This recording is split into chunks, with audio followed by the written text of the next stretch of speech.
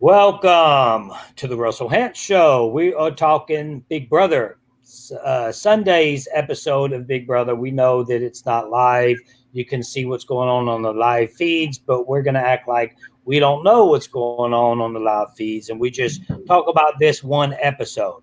Now, as you can see, I have a shirt on. It's Surviving Big Brother. I didn't know you made that. I didn't even know you had a shirt.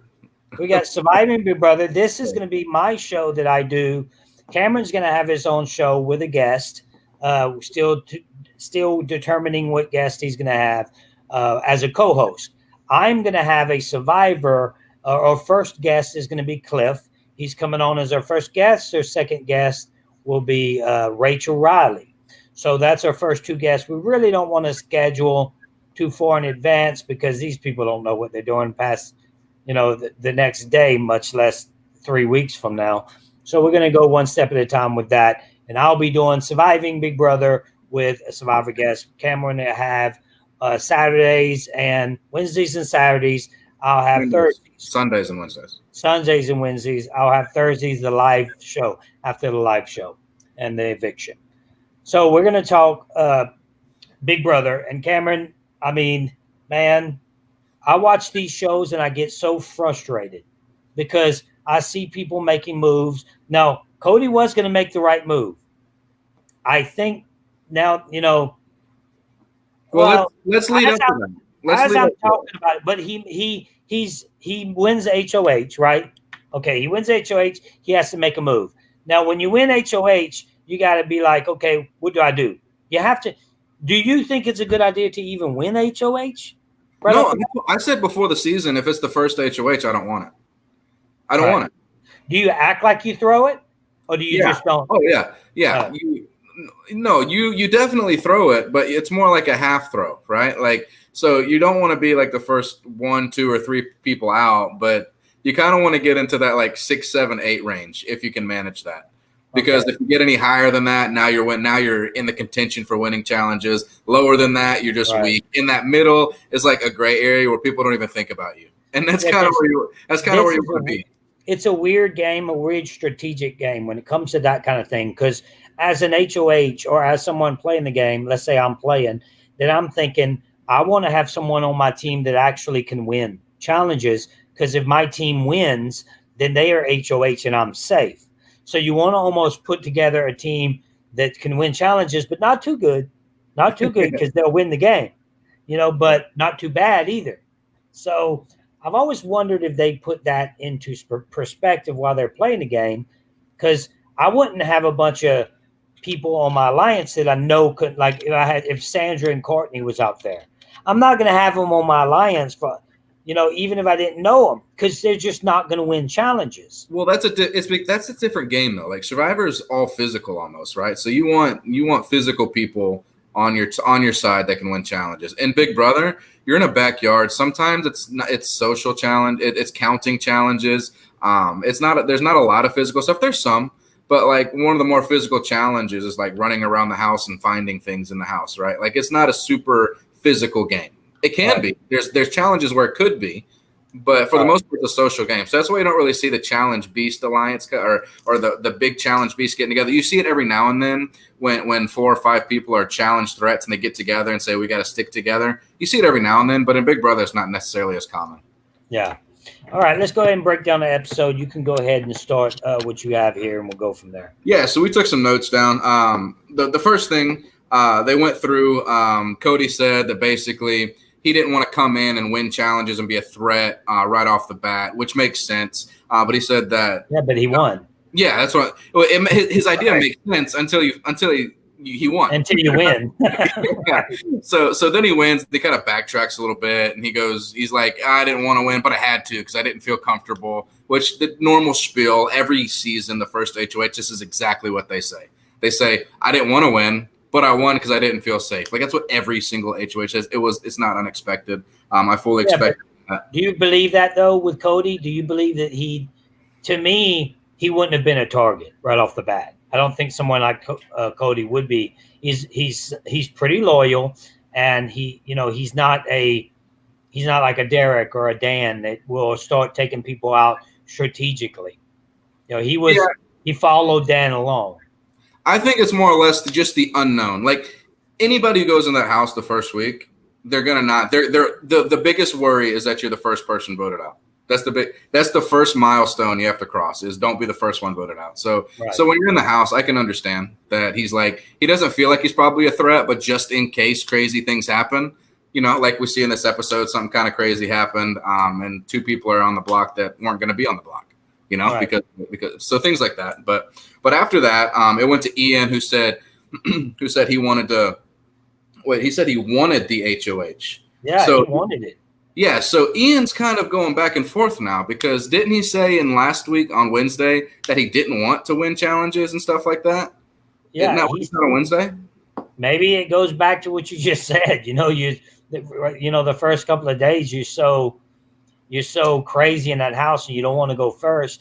Then you start thinking, oh wait, I'm the only winner here, or I'm one of the winners here, or they consider me a strategic player.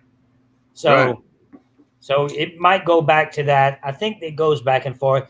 I don't think Cody thought for a second that he needed to win it.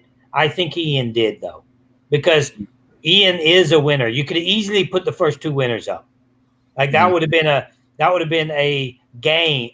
It would have been a team decision. Okay, guys, this is a team decision. You guys won the game before. None of us have. We're going to put you 2 up. Right. So that could easily be something that he's super smart, so he's probably thinking that. And I still can't get over that gray hair he's got. Like he's a young guy. I still can't get over that gray. That stuff, man. That stuff.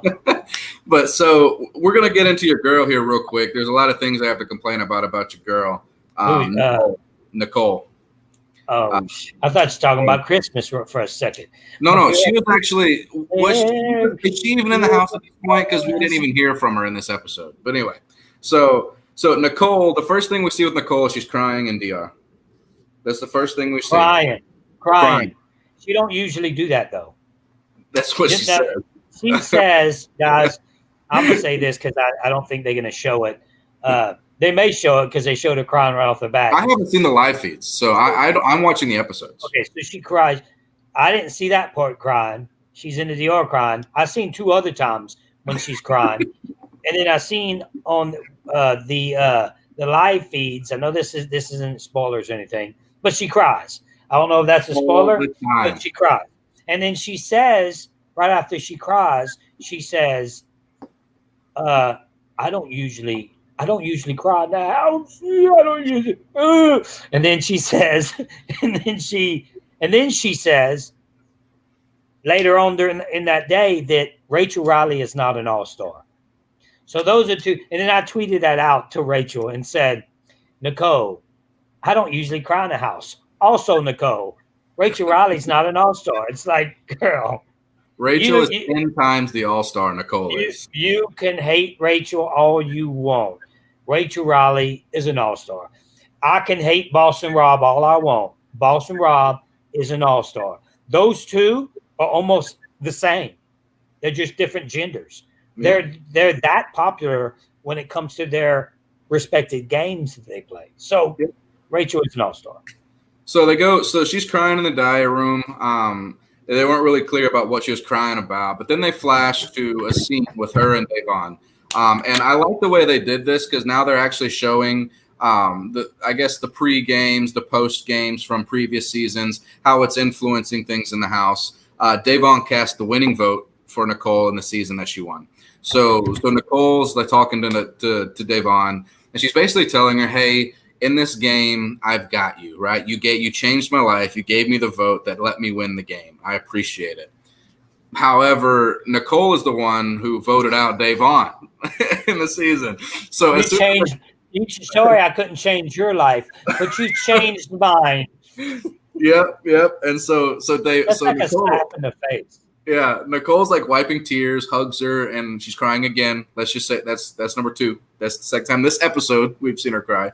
If you have Nicole in your fantasy draft, for crying, you get minus a point for crying. So minus.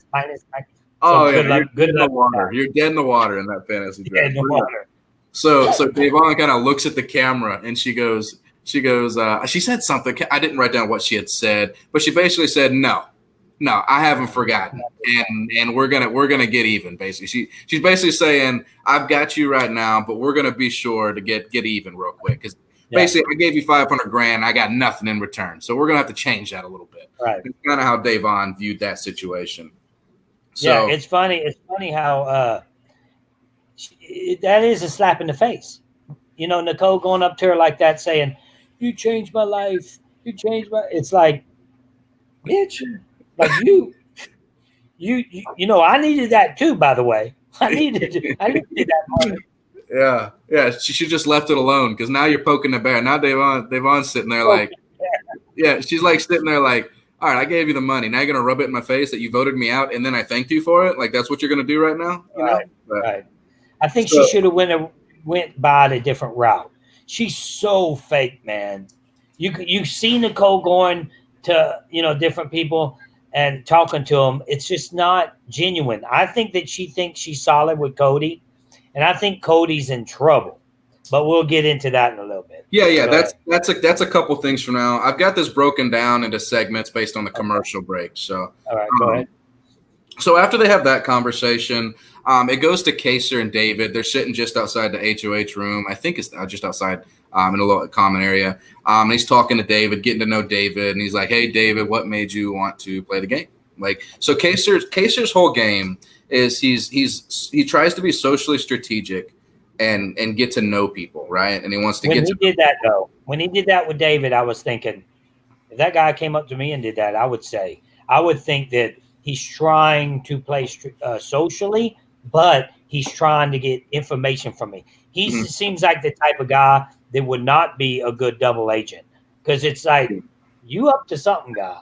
The hard thing about Kaser is I truly believe he's a genuine person, and when he's asking questions about who you are and where you're from and what your motivations in life are, I truly believe he really means that and wants to get to know you.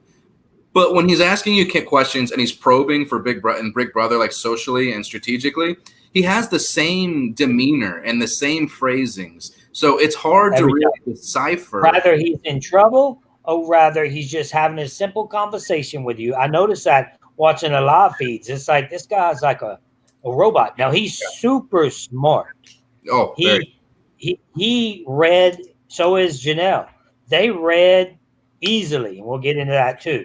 But it's pretty impressive watching old school players play this game. And this is a Big Brother show. I understand that. I don't want to get too far off base, but it goes a lot with the Survivor game as well. When you look at the Survivor players and old school, new school, the old school players, they can look you square in the eyes and they can tell if you're telling the truth or not. The new school players aren't as good at doing that because they have all these advantages that they use in case they don't know.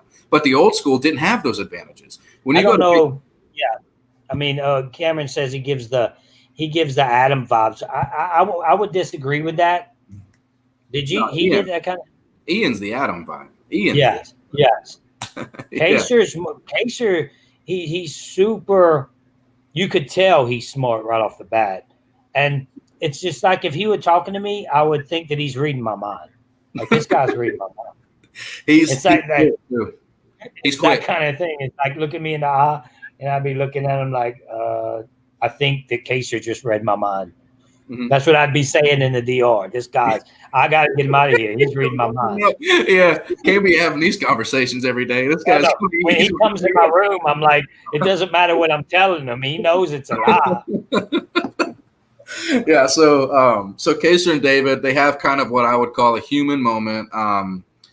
David says he got into the game because he noticed that there were no African American winners, and when he saw that, he wanted to become part of the game, and he got voted out first, and it really kind of burnt him, and he's really nervous because he doesn't want that to happen again. Fair enough, good human moment. I like that. I actually really like that, and that's a strong moment, and I seriously think David's going to go far. I think he's going to go. I hope he does. I like David. I think David could be a good player. He's staying on the down low, man. It seems like he's staying on the down low. He's not doing too much at this point right now. So I would love to see him get to the end and win this game. Because when he said that, I'm like, that's a major thing.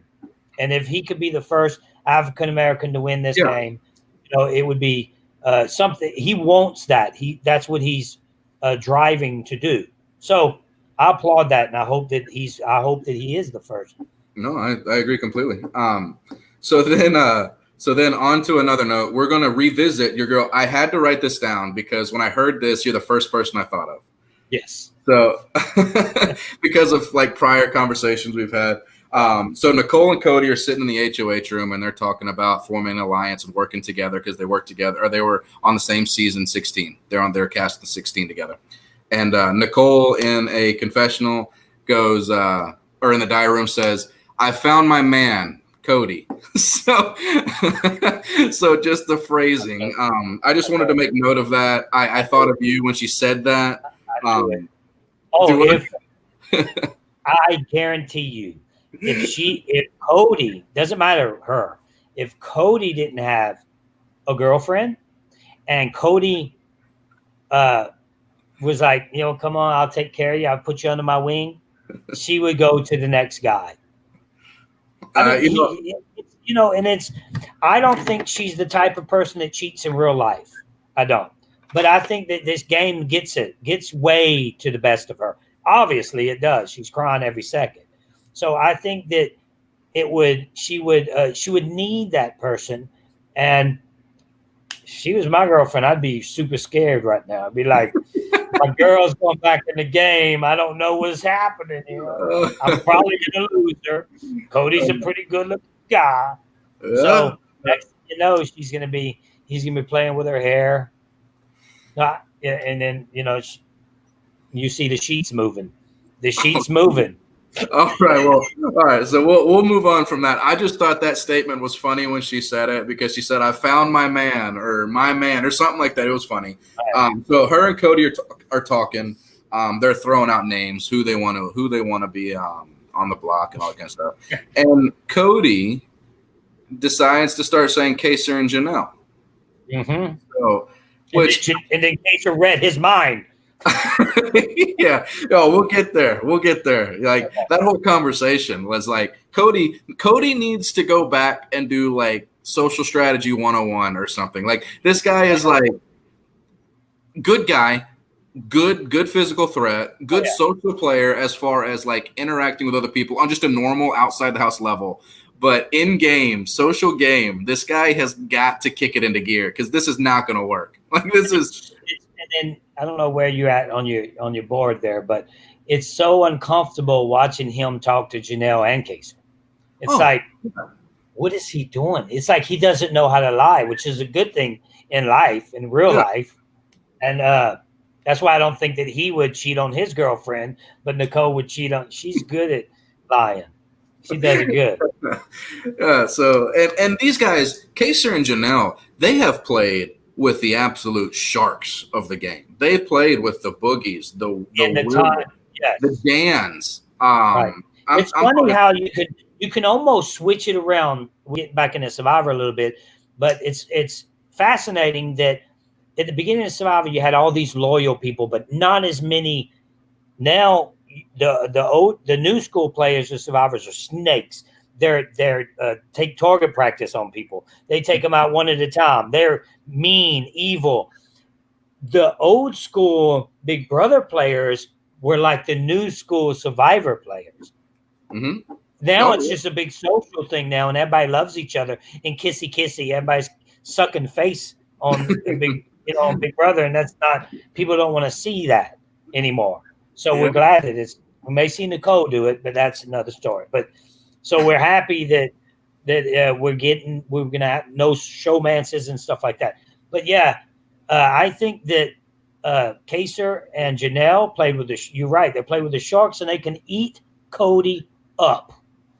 Cody needs help. He's not going to be able to get through this.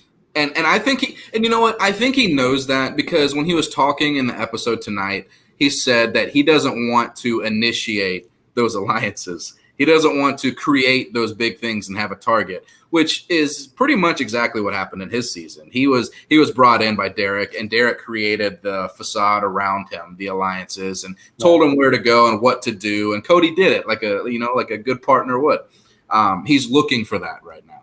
Yeah. But he doesn't want to reach out and be like, can you be my guy? Kaser tried to do it to him, and he didn't want any part of it, and Kaser ate him up. But so after that conversation happens, they go back. They do the HOH all around the world, basically, where everybody's coming in, talking to them. Basically, the standard, hey, you're the HOH. What do you need me to do for you? Do you want to be an alliance? You're my guy, which I hate. I absolutely hate that. Like, you think it would be smart just to sit down there and don't even go in the room? I think for this week and maybe next week, if there's an HOH and there's not really a dividing line as far as alliances, if it happens organically, like if you guys just happen to be in the same area and you talk, that's one thing. Like, for instance, if you're a smoker, if they're both smokers and they're out in the morning smoking a cigarette on the back patio, that would be a good time for me to initiate a strategic conversation, right? Yeah. But going out of your way to talk to somebody that you haven't spoken to yet and then say that you're my guy, let's run this together, it's a little bit awkward for me. And everybody does it, Right. But Tyler goes in there and is talking to Cody. And apparently Tyler thinks Cody's his boy. I think that's going to be Tyler's first mistake. So Tyler needs to be careful, I think. He's a smart guy, though. Tyler's smart. He's a savvy player. He's another one that could read. And you know what? Cody's going to need Tyler because it's going to be shocking when Janelle wins the next HOH because she is going to shake up the house immediately. She will put Cody and Tyler up. She'll do something like that. Because it's just like she said when she went for the thing. She's like, and you may be about to say this. She was like, a big, I have a target on my back already. And then you have Kaser saying, I have to do something now. I have to reverse what's happening. I have to reverse. I forgot exactly how he says it, but he's talking about right now the direction that what's happening with Cody and all this. He needs to change that.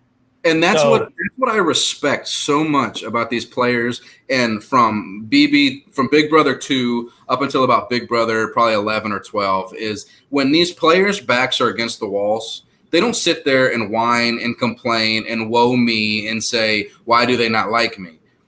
They pull up their big boy and big girl pants and they do something that might make a bigger target, but in the longer run could absolutely help them out. And that's what they did. That's what they did. We'll skip ahead a little bit. Let's just go over what the challenge was. It's the safety suite. So pretty cool little area in there. You can have a little party, like they said. They got a disc jockey, got a disc ball, all kinds of stuff in there. It's open for 3 weeks. It's one of Big Brother's things. In the first 3 or 4 weeks, they always have competitions to protect certain people. It's like a redemption island or something like that for 3 weeks. What is that place? I mean, they just built it onto the house?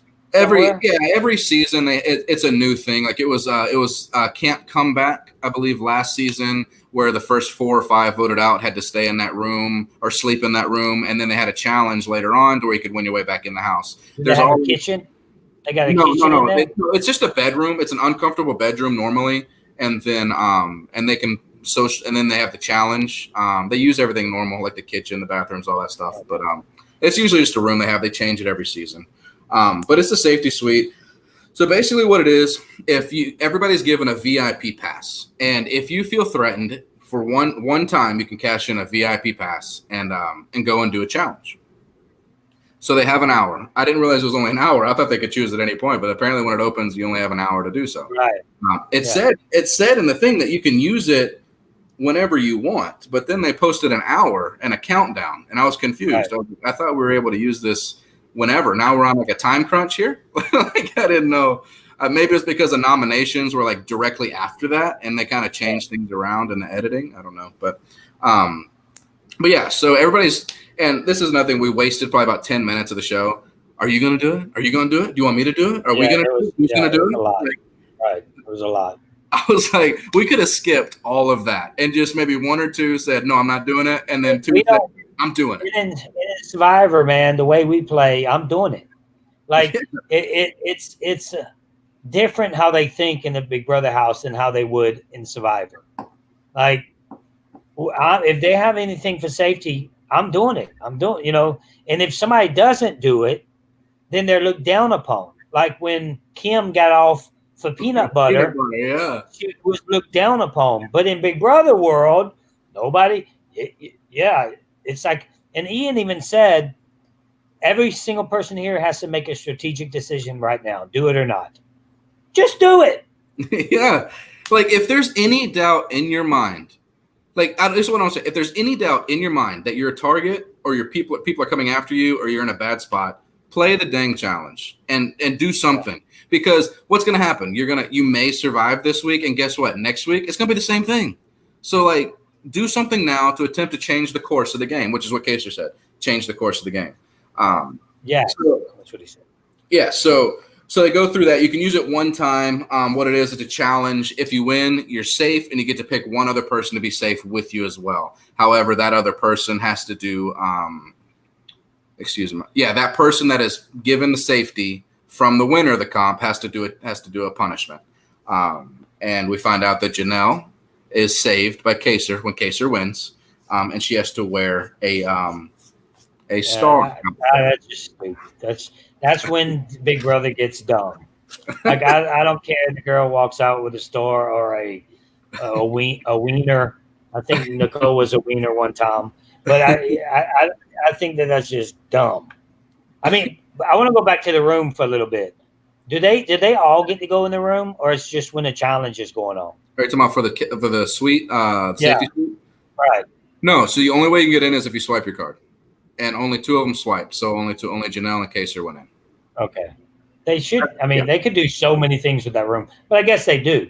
They will. Yeah. Throughout the season, it'll change. There'll be different things. Like it could be like a room where they do a challenge where like when you get down to like final 7 or 8, you have a challenge where you can do like there was a coup d'etat one time where you can overthrow the HOH if you win it. Those kinds of things. But Janelle's a star. Look at my costume. Okay. We got a lot of Janelle airtime today, and I was very happy about it. We didn't get much Danny. We didn't get much Nicole Anthony. Got a little bit. Didn't get much Bailey. Memphis, tiny bit. We didn't see much Danny and Bailey hardly at all. Well, that works right into what Danny wants. Danny said from the beginning she wants to be in that middle gray area that she's not really thought about. She wants to move through a little bit, get through the game, and then start developing. Which I'm afraid that with this cast, that if she doesn't get into it soon, she's going to be left. So they showed Janelle sitting there in her bed, with her shoey shoes on, the red bottom of I don't know what they are. I know you don't either, so we sound I sound stupid. I don't even know what you're talking about right now. The shoes with the red bottoms. Jimmy shoes, Chamba shoes, Chimmies, something like that. All right. Together. I was going to say it. Anyway, she's sitting there with the shoes on, and I just want to talk a little bit about Kat from last season.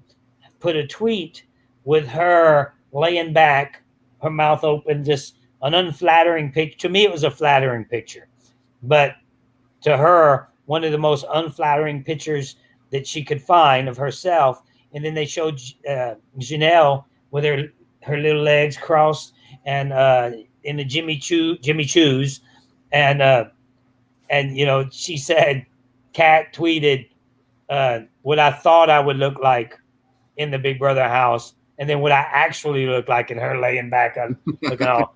I thought that was pretty funny. She seems like the kind of girl with the kind of crazy personality that needs to be on the cruise. Maybe we'll have one Big Brother player coming on the cruise with us. Yeah. Call me, Kat. She's dating that Steve guy, that podcaster. She likes podcasters. Call me, girl. Let's not get off the rails here. Let's get back onto the show. So we go down. So Keisha starts talking to Kaser, and she's basically saying, "Woe me," kind of, in my opinion, woe me. What's this super chat or this chat we got here? Let me read that real quick. It looks like it says something about Janelle. I can't see it. Anyway, we'll get to that. So Keisha's talking to Kaser, and she says she feels unsafe. She's kind of woe me in a little bit. What do I do? Should I play it? Should I not? La-di-da. So over and over again. And Keisha's just like, basically, if you feel unsafe, play it. So, all right. Safety. We already went over the safety suite opens for an hour. Danny openly says she doesn't want to play it. She wants to lay low. She's telling everybody she wants to lay low so she can advance in the game. Like, I don't know what she's thinking there. I don't know how that works, but people are going to look at that and they're going to be like, so she just doesn't want to play and get further? Like, is that just what she wants? And to me, with this cast, people are going to look at that and go, why am I a huge target? And she's just going to be sitting there just kind of coasting if that's what she wants to do. I don't watch the live feeds. I'm purposely not watching them because I want to be able to do the episodes with you guys and not know like everything that's going on. Yeah. Let's see. So you think that Janelle made a mistake playing it? No, not at all. Because but did they know that somebody was going to get taken down? The only thing that I didn't know that is if you were in the competition and you lost is you could still be saved. That wasn't clear to me when I saw it. So when Kaser won, I thought to myself, oh, Janelle's going to go on the block against somebody else. I didn't realize that you could play in the competition and lose and still get saved by the winner. So really, he had to save someone else. Right. So really, it's a smart move for them. If nobody else is going to play it, just the two of them go in there, and it doesn't matter who wins because they'll just save the other one. Yeah, but the thing is, if she knew that Kaser would have saved her, she don't play. And then she gets saved by Kaser, and she still didn't play. She doesn't have that target of actually play. If she knew that Kaser was going to pick her. Then if that's the case, if they could have done that, where if Kaser's the only one that goes in, he automatically wins safety, then I think it would have been a mistake to play for both of them to play. I don't know if that was necessarily clear to them. I understood it as how they did it. When they both went in, they win, and then they save. But I don't think it's a mistake. Like I said earlier in this video, if you feel unsafe, hey, get in there and do something to change that. You know. Yes. All right. Danny wants to lay low. And then, so my boy Enzo, he basically, Enzo has this arrogance and this cockiness that I envy. He just walks into the HOH room, dabs up Cody, the HOH, and gets into the diary room and then just says, us Jersey boys, y'all already know. Jersey boys, we're sticking together. I mean, he believes that? Oh, it's the three of them. It's the bro love stuff, man. I mean, those are the guys that do the bro love thing. Now, I don't think that, and I think that's going to bite them in the butt. I really do. I don't think. You got four of them, four strong bro lovers: Tyson, Memphis, Cody, and you mean Tyler? Tyler. Yeah. What did I say? You said Tyson. Yeah. Mike Tyson, Vander Holyfield. That's another show. Yeah, we got Tyler, Memphis, Cody, and Enzo are the four guys that want to bro out. I like it, and you know what? It falls right into what Enzo wants to do. It falls right in there to what Enzo wants to do, and it fits for Cody too, because Cody wants that guy that's going to get out there and be the social guy, form the alliance, put people out there, tell them what to do. That's what Enzo does. He's the meow meow. Like, he sits back there and he just organizes and deploys the troops where they need to go. Yeah, well, I'm looking forward to Kaser or Janelle winning HOH. When that happens, that bro love, he reading their minds. I'm telling you, he knows that's happening. You're already in on Kaser, aren't you? You're in. Well, the thing is, he's so dangerous. I see how dangerous he is. But I don't know if they do. Janelle is on his side. I'm not so sure if they can see what I can see, because I can read minds too. Yeah. So I see he's super dangerous, and he can control this game, but he has to get rid of the bro love. He has to get rid of and he will guarantee it. He puts them up. On the play I see going on now, I think Memphis and Danny will be at the end, or at least one of them. I think Memphis has a really good shot. But they say that, Melissa, you're saying that because they're doing nothing right now. But Ian's kind of doing nothing right now too. Well, we'll get to Memphis. We'll get to Memphis here in just a second. But yeah, so this, we kind of jumped over this a little bit when we went into the who won the safety suite challenge. But Kaser, we kind of talked about this a little bit. Kaser went into Siri just went off when I said Kaser. Talking to Cody, and I see the old Kaser that had social game problems from season 6 and season 7 when he says he feels insulted that Cody tried to lie to him, and he's going to hold that to him. And I'm remembering back when I was watching season 6 and season 7, I'm just like, this is what your downfall was, is you held these grudges because people weren't honest with you in the game. Like, you need to let it go and move on and get it together, right? So I saw that and I was like, all right, let's get it back together. But he did some diary rooms. It looked like he's okay. He knows what's going on. He's not holding a grudge. He just knows that he can't trust Cody at this point. So yeah. So we went through that. Let's see here. Janelle and Kaser swiped. All right. Let's see. So the challenge was this was a hard challenge in the safety suite. I know you were a little bit behind. Were you able to see it? The only thing I didn't see is for some reason I watched an hour of it and then my TV cut off. Yeah, it's because the championship went longer, so the show was delayed for about 30 minutes. Well, did I miss? Yeah, I missed that. So what it was, it's basically like, do you remember that toy Bop It? That was like in the late 90s and early 2000s. There you go. Bop It. Congratulations. I didn't even read it. Appreciate it, man. Yeah, my daughter had a little baby boy. So I'm going to visit baby tomorrow. We couldn't go to the hospital. They wouldn't allow us to go to the hospital, which is crazy. But that's how it is these days. So I had to wait for her to get home. So go and check out my second grandson the first time tomorrow. Me, my mom, and my boy. So when you're on Louisiana. When you go born back in Louisiana, born in Louisiana. Yeah, that's what I'm talking about. Louisiana strong. Yes. So when you go back on Survivor now that you're like you got 2 grandkids, instead of King Russell, are you going to be Grandpa Russell on the island? I'm not even 50, man. I'm a double grandpa. Not even 50. I got a few years of that. 4 years before I'm 50. So, all right, they aren't doing nothing. They're making sure they're part of. Who are they referring to? Oh, is this the Memphis and Danny? Yes. Yeah, Memphis is doing things. I like Memphis. Danny is purposefully not doing anything, as far as I know. Like I said, guys, I'm not watching the live feeds. I've watched them off and on for a couple of seasons. I'm purposefully not watching them, and I'm not looking at spoilers because when I do these videos, I want to do these videos not knowing the outcomes. That way I can give you my opinions on the gameplay and what I think is going to happen. So I don't know if there's anything going on in live feeds that they're not showing on the show. But it looks to me like Danny is purposefully sitting back, and it looks like Memphis and Cody, like I thought would, are forming an alliance. But yeah, so the toy that I was talking about, it's called like a Bop It. You know it, baby. Go ahead and give your plug real quick. Give your cruise plug real quick.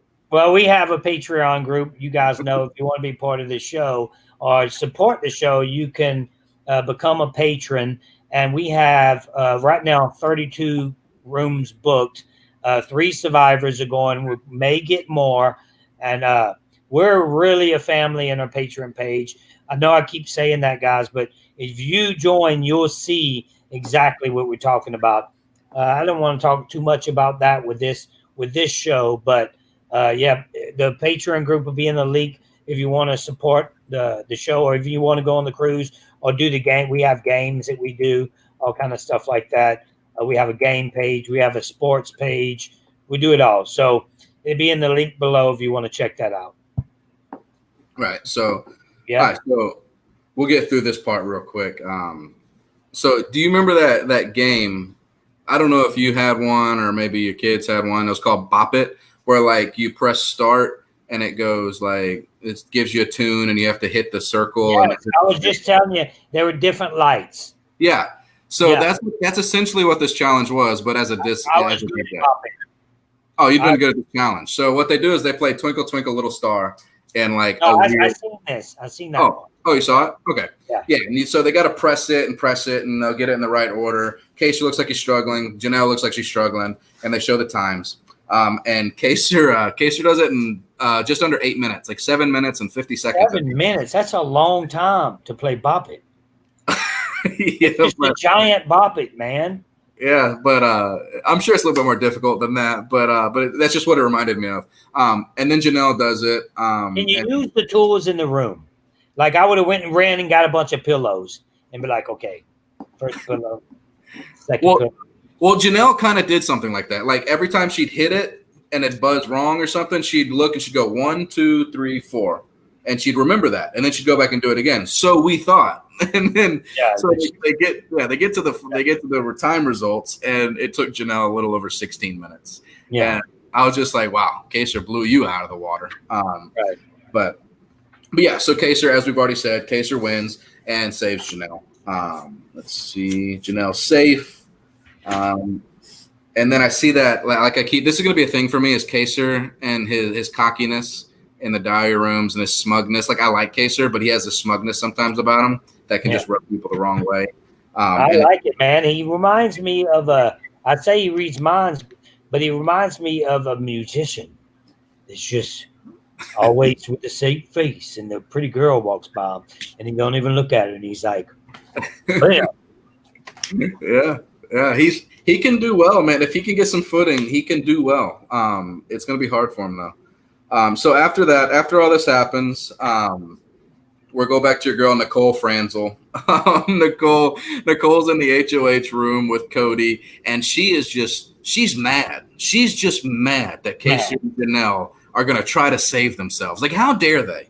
How dare they feel like they're at risk and play their VIPs? That reminds me of Laura from my season when she was like, he stirred up a whole lot of messes. What he did, wait, I just saved myself. I'm sorry. I just didn't want to go home. Yeah, like I didn't read the memo. Yeah. But I didn't see this part. Oh, you didn't see that? No, you could go back.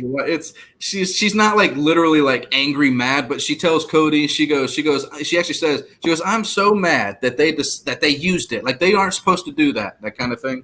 So I don't know if he's game me. He's smart like me. He can read people like me, but I never was that stoic. You know what I mean? I was like, you stirred up a whole. I was like, you walking on thin ice, girl. You're walking on thin ice. Does he play like that though? Is he of like a?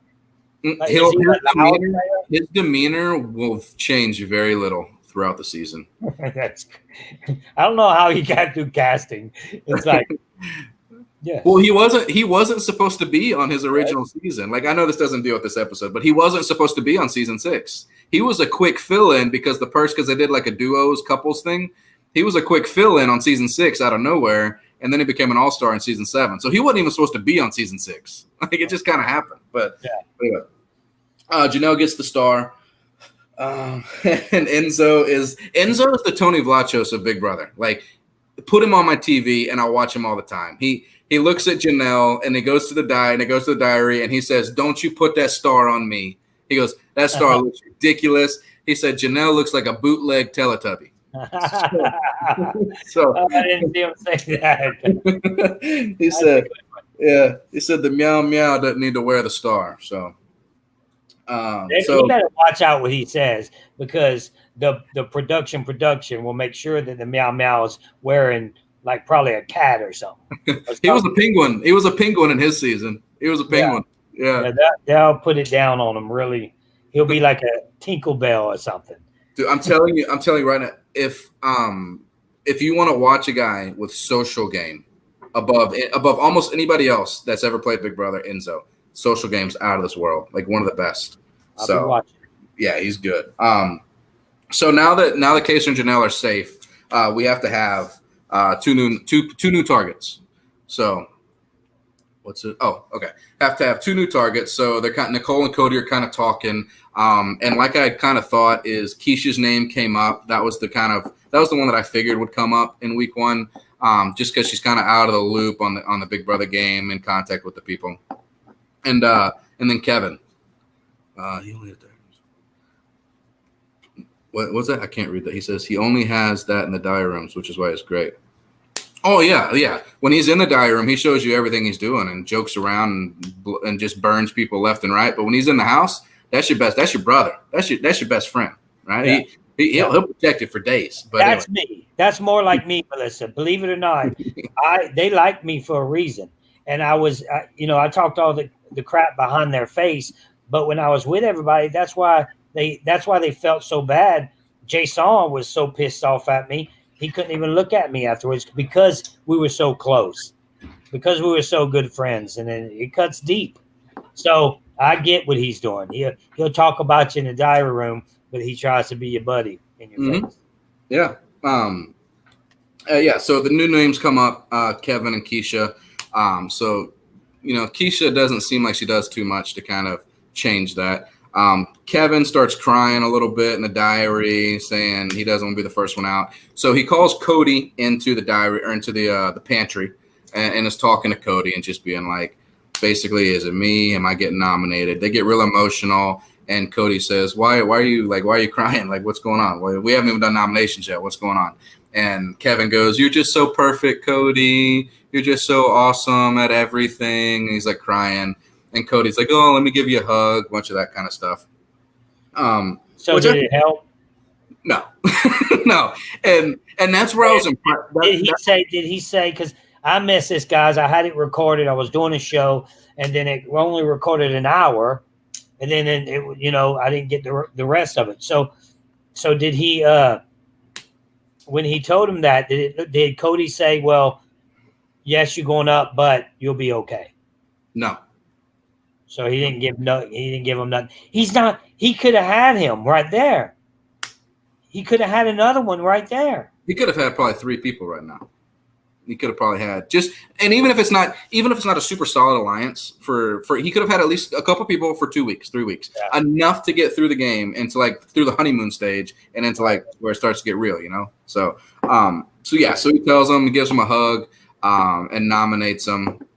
He has a moment where he goes, you have to separate emotions from gameplay, because if he was playing an emotional game, then he wouldn't nominate Kevin because he likes Kevin. Kevin's a good guy. He said, but strategically, he has to put Kevin up. It just makes sense for him. Which in his first season, Cody, that's the same thing he did. He said that a few times. He said, I've got to separate strategy from emotion, and he did it often. He voted out people that he was connected to because he had to.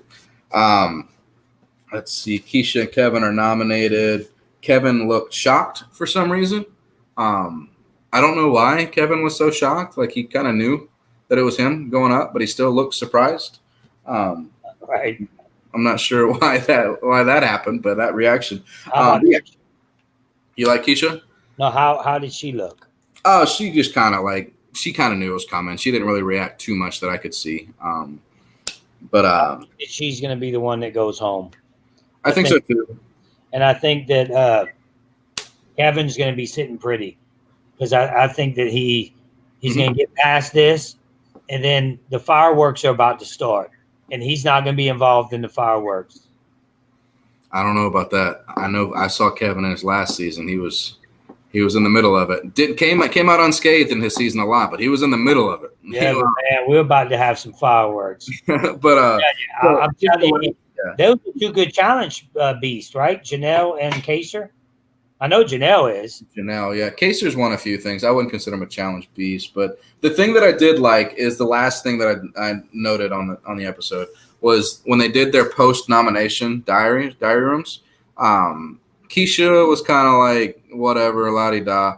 Kevin was like, I've got to man up. I've got to quit crying. I've got to change this. I've got to win the veto, and I got to stay in this house. They said, and then Cody, I'm coming for you, which is what I like to see. I like to see that. I don't want to see somebody sit there and woe me and be like, why'd you pick me? That's not fair. I'm just going to quit. That's just garbage. Things go. Hey, if it keeps him in the house, more power to him. Hey. If his motivation is to get Cody out because he nominated him and it keeps him around for a few weeks, I got no problem with it. Oh, so he said that. So yeah, he said if he survives this week, he's coming for Cody. Cody could have stopped that right there in the little laundry room or whatever the hell that room is. He could have sat right there and said, "Hey, man, I got you. You're not going home. So just let's go ahead and make a deal right now. You won't go home. Make sure I'm okay for 3 weeks or whatever it may be, and I'll make sure that you don't go home." And other than that, he does the same old thing with all of them, where it's plain as day on his face what's going on. Plain as day. Yeah, anybody could see it. Like he tried so hard to get no blood on his hands. He is gonna bathe and he's gonna bathe in it, like just without even getting anybody evicted. Like he's gonna have so much blood on his hands with nobody getting evicted yet, because he's gonna have Janelle coming after him. He's gonna have Kaser coming after him. If Kevin gets through, you have Kevin coming after him. I mean, that's 3 scary people that you don't want. Those are 3 socially scary people too that you just don't want coming after you. But, yeah. So you think that Kevin's one of the ones you don't want coming after you? Kevin's slick, man. He can maneuver. No matter what, he has 3 people after him right now. After him, Cody. Yeah. Cody. Yeah, but the thing is, any one of them is going after Bro Love. Any one of them was putting Bro Love. Are we naming alliances here now? Bro Love. They're putting. Just think, Cody and Tyler. Bam. The whole season changes, and then one of them wins, and then they put in Memphis. Yeah. So it's like the whole season changes. Just like I'm telling you, he knows. He knows. Yeah, I just like to say as well, in the first Big Brother episode we did, or video we did, I said that Memphis and Cody would get together because it's just natural that they get into an alliance. Right. It looks like they're in an alliance to me. Yeah, I have that on my team, Memphis and Cody. They're on my team. We didn't even see Christmas. We didn't even talk about Christmas. My Merry Christmas. Christmas. I'm shocked. You know what? I am shocked that her name didn't come up to be voted out. So she has to be doing something.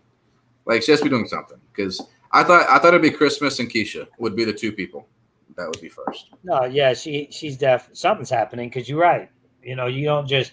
We didn't even hear her name mentioned. We haven't heard her name mentioned even in the live feeds.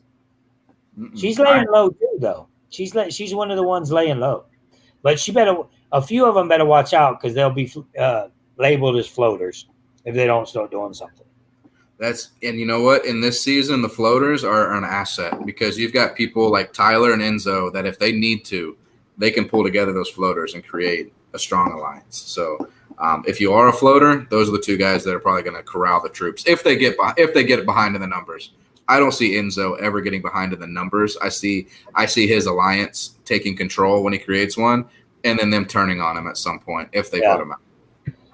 All right, guys. Well, hey, cool guy, you can DM me. I seen you asking if you want to be part of the Patreon page. Any of you guys can DM me. I'll talk to you about that. If you have other questions, again, Cameron is going to he's going to have a co-host with him pretty soon. I'll be here until we choose one. We have a little contest kind of going on right now, to where we're trying to pick some good podcasters and YouTubers to do this with us. And me, I'll be doing one show, the live eviction, surviving Big Brother, with a previous cast member. So that's going to be exciting to do that. If you want to, support the show, Patreon page. Want to go on a cruise, also Patreon page. And that's all we got for now. We appreciate you guys. What we got there? It was clear Keisha was going up the moment she walked into the house. I agree. Surprised she chose Kevin he chose Kevin and not Nicole A. Yeah. Yeah, all right, guys. I agree too. But all right, guys, that's all we got for you. Until next time, keep hope alive.